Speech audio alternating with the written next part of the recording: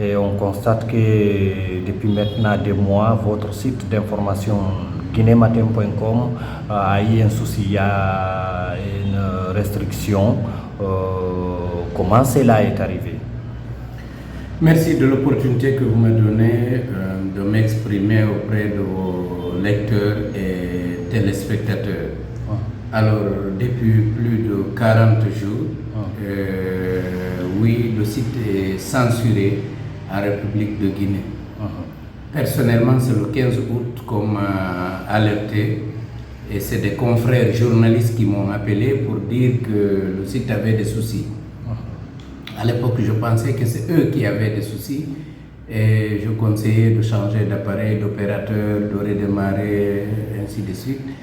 Et finalement, j'ai compris, puisqu'il y a eu plusieurs appels et des écrits des personnes qui se plaignaient. Voilà comment j'ai été informé. Et j'ai contacté le webmaster qui est à Dakar, qui m'a fait des captures d'écran pour dire non, que le site n'a aucun problème. Et ensuite, moi-même, je me suis rendu compte qu'il y avait des problèmes sur mon ordinateur. Et j'ai aussi écrit aux hébergeurs qui ont fait ce qu'ils appellent une triangulation pour déterminer à quel niveau se trouve le problème. Ils m'ont dit de voir avec les fournisseurs d'accès à Internet en Guinée, que le problème se trouve en Guinée. J'ai donc pris contact avec des fournisseurs d'accès. Quelqu'un que j'ai contacté m'a très tôt dit non, on ne fera pas ça. Il dit premièrement, on n'a aucun intérêt à le faire. Au contraire, nous voulons que les sites soient visités, que les gens viennent consommer. On ne peut pas bloquer, on n'a aucun intérêt à bloquer. Et deuxièmement, c'est illégal. Si on fait ça, vous allez porter plainte. Si vous gagnez le procès, ça va nous coûter beaucoup d'argent. Je ne vois pas ce que vous nous auriez fait pour qu'on se permette de faire ça. Mais il m'a donné des conseils, il m'a dit qui est-ce qu'il faut voir pour avoir beaucoup plus d'infos. J'ai donc suivi ses conseils, je me suis renseigné et un contact qui se trouve à Orange a vérifié pour moi et m'a informé par après qu'il y a effectivement un blocage. Et il m'a dit que ce n'est ni Orange, ni MTN, ni Celcom, ni Mouna, ni aucun autre fournisseur d'ici. Il dit qu'il faut voir ça avec l'État parce que ça doit être soit au niveau de l'ARPT ou à la GULAB, mais ce n'est pas au niveau des fournisseurs d'accès à Internet. Il était formel. J'ai des contacts aussi que j'ai pris au niveau de l'ARPT pour m'informer. Tout ça, voir des amis, c'est pas de façon formelle, c'est de voir des amis à moi qui peuvent me faire confiance, qui peuvent investiguer et me dire ce qu'ils ont constaté. Cet ami aussi a fait le diagnostic et m'a annoncé la mauvaise nouvelle.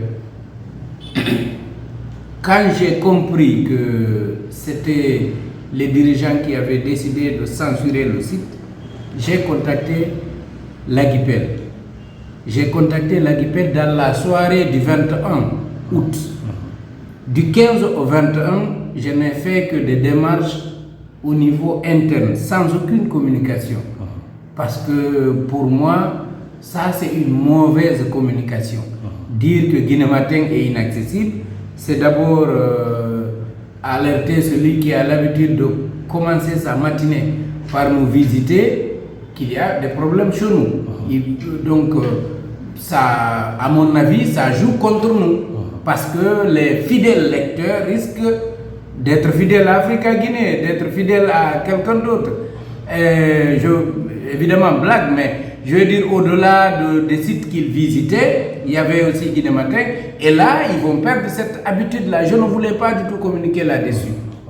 Mais quand j'ai compris, et on m'a prouvé par A plus B, que si on n'actionne pas au niveau supérieur, ça ne marchera pas, j'étais dans l'obligation de partager l'information avec mes collègues. J'en ai parlé à l'Aguipel, qui a partagé l'information avec beaucoup d'autres journalistes.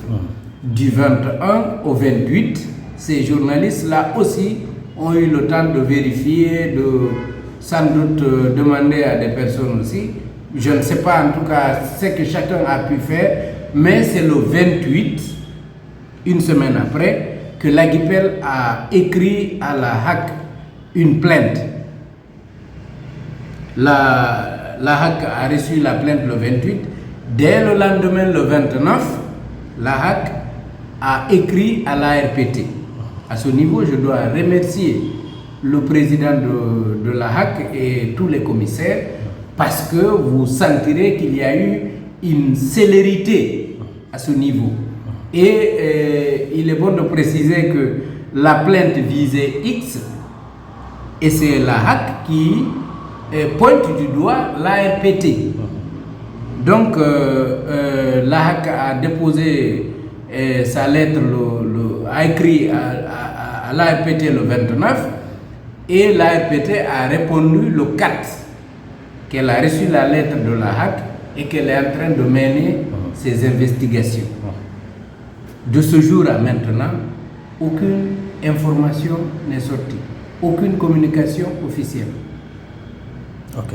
Et quelles sont les conséquences de cette censure, notamment sur l'audience, vos revenus, ainsi de suite? C'est extrêmement grave. Je ne le souhaite pas, mais ça peut amener une entreprise à fermer, à cesser ses activités.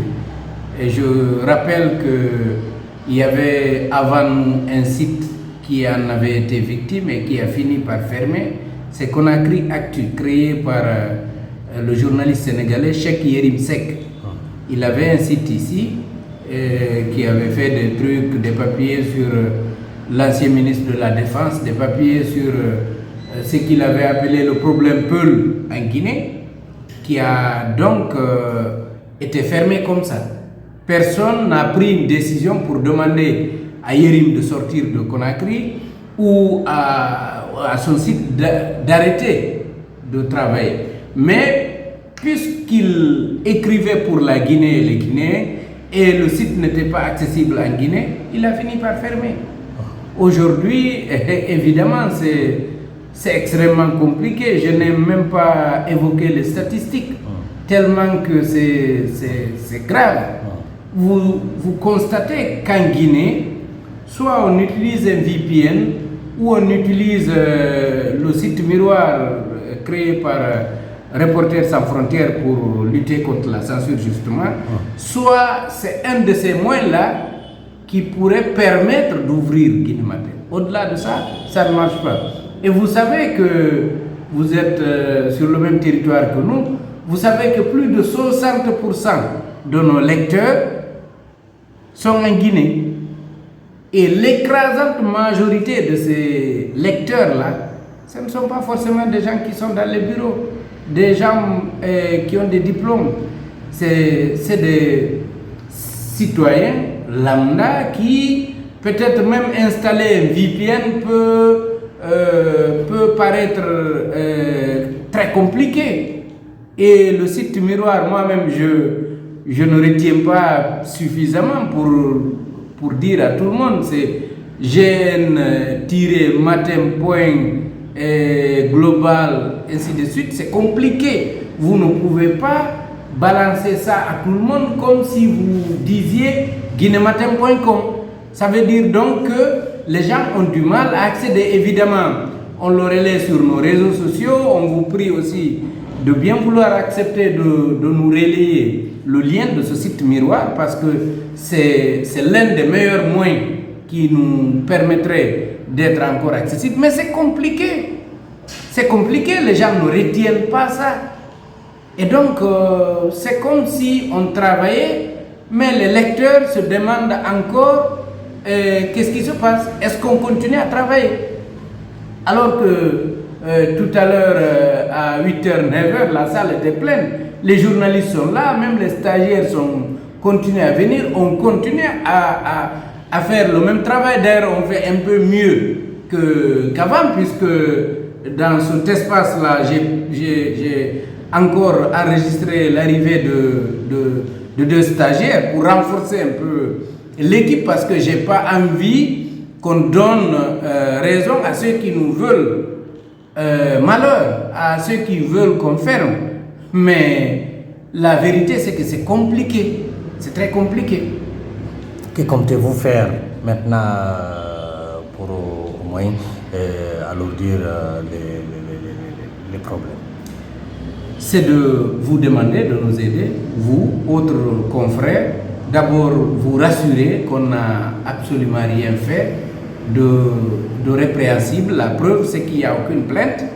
Les méchantes personnes, les lâches personnes qui veulent nous créer des problèmes, elles sont lâches, ces personnes, parce qu'elles ne sortent pas leur visage, elles n'assument pas ce qu'elles font. Donc c'est des lâches. Ces lâches personnes-là veulent justement nous isoler, nous détruire et sans doute se retourner contre d'autres qui croient pouvoir continuer à travailler de façon libre et indépendante dans ce pays parce qu'on n'a absolument rien fait de répréhensible. On n'a reçu aucune plainte.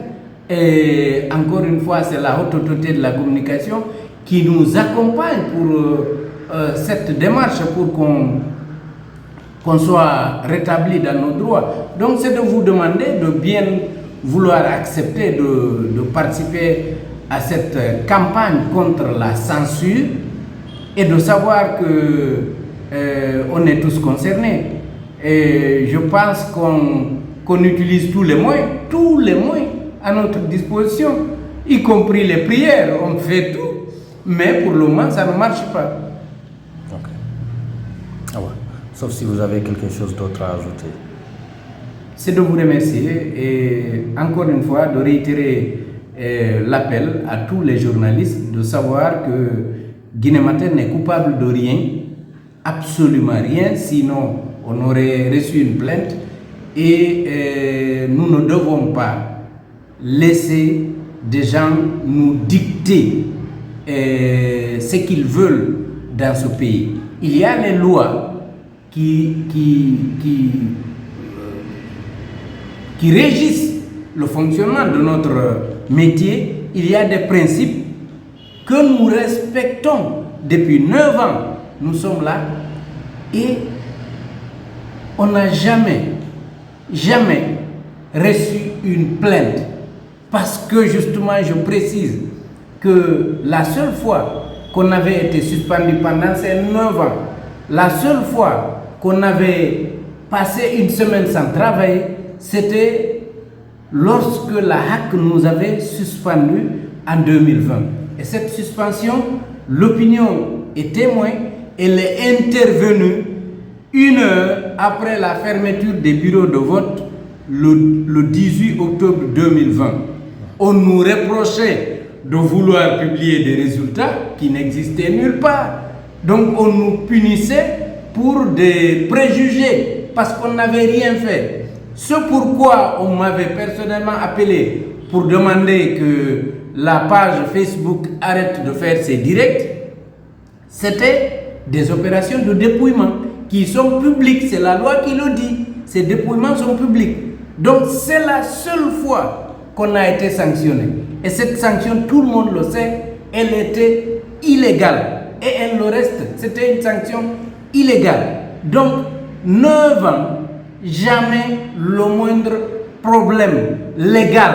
C'est-à-dire que vous ne pouvez pas retrouver un article où on a été confronté à un citoyen, à un administrateur, à une quelconque institution pour dire qu'on a violé tel principe ou telle loi. Jusqu'à présent. Et aujourd'hui, on utilise juste la force, on fait de la dictature. Nous ne devons pas laisser passer ça. Ah ouais, merci beaucoup. Merci à vous.